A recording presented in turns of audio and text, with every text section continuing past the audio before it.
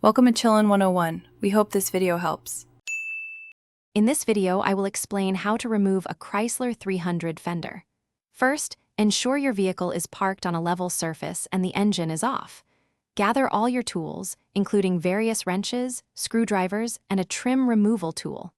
Safety is paramount, so consider wearing gloves and eye protection. You'll also need a jack and jack stands to safely lift the car. Before you begin, always prioritize safety. Park your Chrysler 300 on a firm, level surface and engage the parking brake.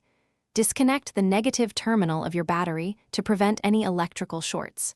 Next, use a jack and jack stands to safely lift the front of the car and remove the wheel on the side where you'll be working. This provides better access. Now, let's focus on removing the fasteners. Begin by taking out the bolts along the top edge of the fender, usually visible when the hood is open. Then, open the front door and locate any screws or bolts, securing the fender inside the door jamb. Don't forget to check near the front bumper for any hidden clips or additional screws. Keep all hardware organized for easy reassembly. With all fasteners removed, you can now gently pull the fender away from the vehicle body.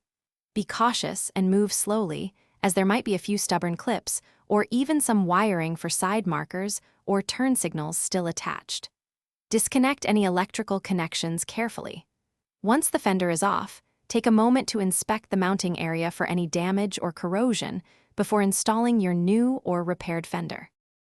Thanks for watching. Consider subscribing if we helped you.